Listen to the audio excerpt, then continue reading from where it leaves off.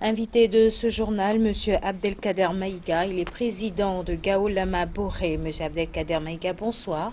Bonsoir Albertine. Et merci d'avoir accepté notre invitation. Alors, les téléspectateurs non maliens qui nous suivent en ce moment et même les populations de certaines contrées du Mali aimeraient savoir ce qui s'est réellement passé à Gao. Merci Albertine et merci à Africab. Permettez-moi d'abord de prier et demander à tout le monde de prier pour le repos de l'âme de notre frère, le garde Abdou Touré. Il y a 4 ou 5 jours de cela, nous avions entendu des rumeurs à Gao comme quoi il y a deux corps qui ont été retrouvés. Apparemment, c'est 2 corps d'Arabes. Et un a été repêché dans un marigot, dans un lit du fleuve. Donc, aussitôt ces images divulguées, il y a la communauté arabe qui a pris ses armes et qui a commencé à tirer dans les quartiers de Gao et demander à ce que les commerçants ferment les boutiques, jusqu'à ce que justice soit faite. Et après, le lendemain, les gens sont rentrés dans des négociations pour les calmer. Apparemment, ça ne les a pas suffi. Donc plus tard, avant-hier soir, on a appris que vraiment la situation était devenue beaucoup plus tendue. Et les Arabes ont même fait sortir de la ville de Gao les femmes, les bagages et les enfants. Donc seuls ceux qui sont armés sont restés dans la ville.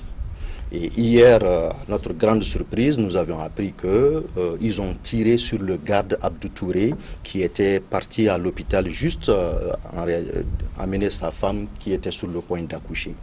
Et voilà, quand ils sortaient chercher de l'aide, des médicaments, je pense que c'est là où ils l'ont abattu de sang-froid et ils ont même emporté son arme. Et quelques minutes après ça, à Gao, encore à l'hôpital, des blessés sont arrivés qui ont reçu des balles. Et vraiment, les jeunes de Gao, les patriotes, les Nouba-Bougé, les patriotes et tout le monde, la société civile, les gens se sont dit, bon, trop c'est trop, il faut vraiment qu'on se lève et qu'on essaye de savoir pourquoi cela se passe. Et là, ça a vraiment été très tendu la nuit, ce matin. Ça s'est poursuivi par une marche pour que vraiment le gouverneur puisse arrêter ceux qui étaient responsables de tels actes. Et en même temps, qu'on trouve la solution pour que de tels actes ne se reproduisent plus à Gao. Entre-temps, il y a eu aussi une représaille, même avant l'acte d'hier soir, parce que des bandits armés sont partis également à Barissagi, qui est à peu près à 45 km de Gao, dans la commune de Soni-Alibert, où ils estiment que les corps qui ont été retrouvés sont venus de Taboué, mais ils les ont retrouvés ici. Donc ils sont partis à ce niveau également, ils ont brûlé des cases, ils ont tiré sur des personnes. Et de 17h jusqu'à 23h passées, il n'y avait ni MINUSMA, ni l'armée malienne, aucune force étrangère ne s'est présentée dans cette localité, qui est pourtant à 0 mètre de Gao. Là, on ne comprend plus ce qui se passe vraiment au Mali. Comment comprendre que des communautés que rien n'avait séparées auparavant, on arrive là, à Gao, chaque Sanraï a son Touareg, chaque Touareg a son Arabe, chaque Arabe a son Peul. Comment est-on arrivé à cette situation? Vous savez, l'injustice amène l'injustice. Et dans l'injustice, c'est toujours des situations auxquelles on ne peut pas imaginer qu'ils se produisent. Les différents... alors d'abord au niveau du pacte national. Le pacte national déjà, qui avait été signé vers les années 91, n'était pas pour le nord du Mali. C'était destiné à des tribus. C'était une grosse erreur. En son temps, ça a été dit à des gens. Ils n'ont pas voulu écouter. Les accords d'Alger 2006-2007, ça a été pourtant clairement dit aux hauts responsables de ce pays que c'était des mauvais accords, ce n'était pas bien pour le pays. Ils n'ont pas voulu écouter. En 2012, les mêmes problèmes reprennent. Ils vont signer un accord farfelu en Alger. Et c'est la conséquence de cet accord qui nous amène à ce niveau. Mais pour dire un peu de sociologie, je vais vous expliquer, lorsque tu donnes le pouvoir à quelqu'un qui n'a jamais connu le pouvoir, il est zélé. La drogue a créé des fortunés aujourd'hui au nord du Mali. Tous ceux qui sont en train de crier pour que cette crise ne s'arrête pas, soit parce qu'ils sont impliqués dans le réseau de narcotrafic, donc ça les arrange que le désordre continue, ou bien ils sont dans la criminalité en bande organisée, les armes, la drogue et tout, ça les arrange que ça passe. Et ça, c'est généralement les Arabes et les Touaregs qui sont dans ce réseau-là. Les victimes, depuis 50 ans jusqu'à aujourd'hui, c'est qui? C'est nous, les sédentaires noirs du nord du Mali. Et je vous dis, le samedi passé, j'étais désagréablement surpris d'entendre le président de l'association Irganda dire qu'on ne va pas faire de milice, on ne va pas faire de mouvement armé. C'est juste pour vous dire combien de fois notre communauté est paisible. Mais malheureusement, nous avions en face de nous des gens, aujourd'hui, à cause de leur pouvoir économique, veulent créer une ville uniquement à eux, ou bien veulent montrer leur suprématie ou veulent diviser le Mali. C'est pourquoi on est arrivé là aujourd'hui. Monsieur Maïga, tout cela arrive dans un contexte de désarmement. Est-ce qu'il faut qu'on aille très rapidement au désarmement DDR pour qu'il y ait moins d'armes en circulation? Mais c'est le minimum qu'on puisse dire. On l'a dit il y a très longtemps. On ne peut pas réussir la paix, on ne peut pas réussir quoi que ce soit de cet accord tant que les gens ne sont pas cantonnés. Et à ce niveau, j'insiste, quand on dit de cantonner les gens, il ne s'agit même pas des gens qui sont seulement en armes. C'est de cantonner les forces vives de ce pays qui sont aujourd'hui en possibilité d'aider le Mali à aller de l'avant. Il y a des jeunes au sud, il y a des jeunes au nord qui peuvent rentrer dans ce DDR-là, même s'ils n'ont pas porté d'armes. Parce qu'à Gao, à Tombouctou, il y a des résistants qui ont résisté face au terrorisme avec les mains vides, qui ont hissé le drapeau du Mali. C'est des gens qui méritent d'être cantonnés au même pied d'égalité que ces mouvements armés. Ils ont aujourd'hui des armes lourdes, tout le monde le sait. Et ce qui est paradoxal, c'est chaque fois que le mécanisme opérationnel de coordination commence à marcher à Gao qu'il y a de tels événements. Pourquoi ce mécanisme tarde à être mis en place à Kidal, à Tombouctou? Qu'est-ce que tout ce monde-là fait? MINUSMA, Barkhane, tout ça, ça fait quoi? Ils sont à peu près 13 000. Sur 13 000, il y a à peu près 8 000 personnes juste pour la logistique. Qu'est-ce qu'ils veulent servir avec tout ça? Je pense qu'il faut s'attaquer à la réalité. Ils sont en train de se cacher derrière un alibi pour dire que les autres centres ne sont pas encore finis. Il y a 8 centres. Mais commencez déjà à équiper ces 8 centres. Les mouvements signataires de l'accord, plateforme SEMA, qu'on connaît, que tout le monde connaît, qui ont signé, qu'ils soient les premiers à déposer les armes, qu'ils soient cantonnés dans ces 8 sites qui sont déjà terminés. Qu'est-ce qu'on attend? Donc voilà, l'accord trébuche, trébuchait d'ailleurs, mais aujourd'hui l'accord il est mort. Il faut le rééditer et réfléchir à un accord bon pour le Mali, parce que celui-ci est inapplicable pour le Mali. Alors justement, vous dites que l'accord il est mort, on peut dire même que l'accord est en panne. Est-ce que le fruit de ce retard, toutes ces violences auxquelles on assiste, selon vous? Mais bien sûr que c'est le problème de l'accord. Je vous rappelle juste un événement. À un moment donné, nous avions appris à Bamako qu'il y a une caserne d'armes qui a été cambriolée. Mais vous pensez que c'était fortuit? Non. En fait, toutes les armes qui circulent aujourd'hui, c'est pour préparer ce cantonnement. Les gens savent que pour être cantonné, il y a des conditions. Il faut avoir une arme, il faut avoir des grenades, des munitions, ceci, cela.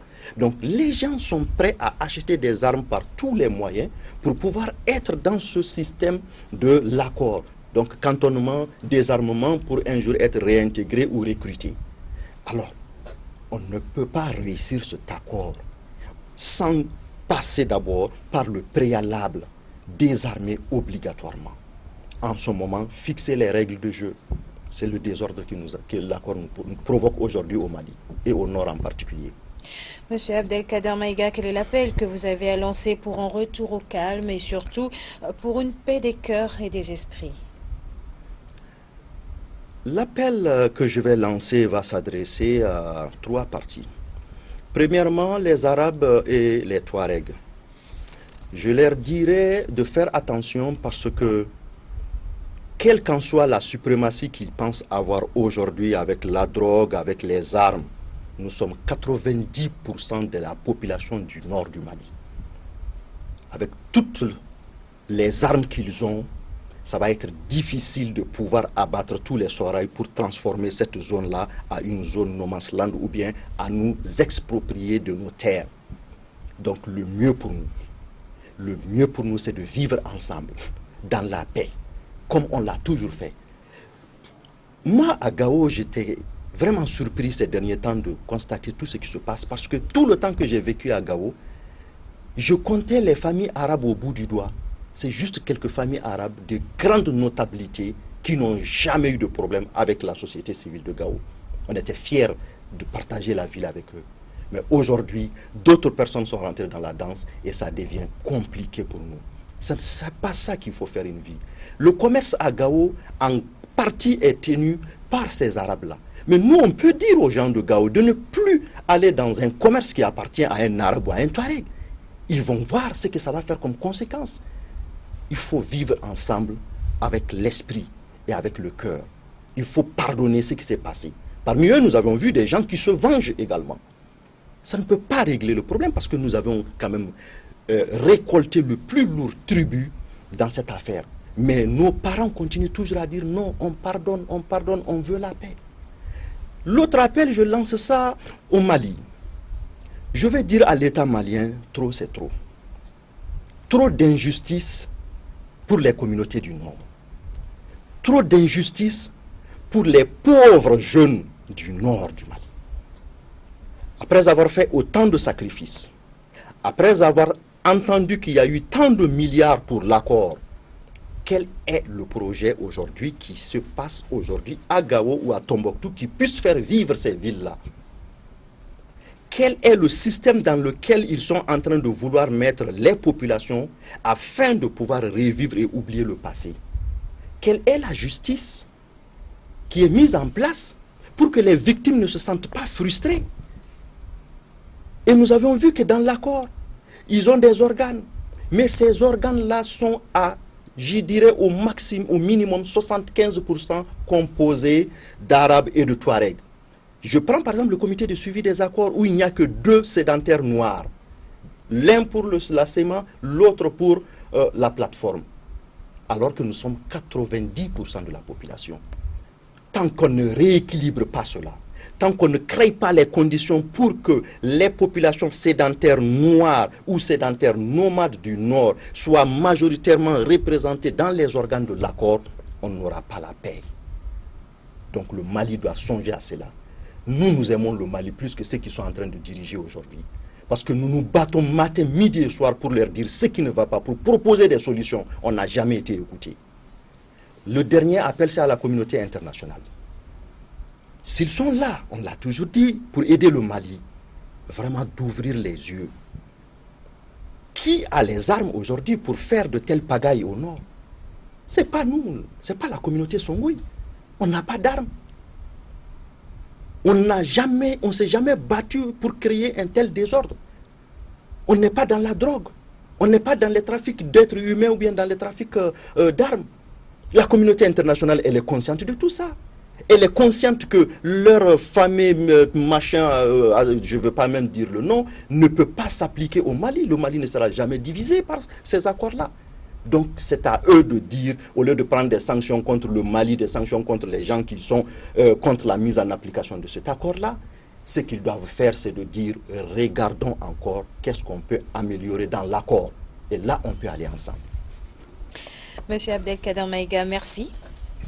C'est à moi de vous remercier. Je vous remercie également au nom de toute l'association Gaola Mabori pour voilà, l'opportunité que vous nous donnez à chaque fois pour expliquer à nos fidèles téléspectateurs ce qui se passe dans notre pays, en particulier au nord. Et justement, je rappelle que vous êtes président de Gao Lama Boré.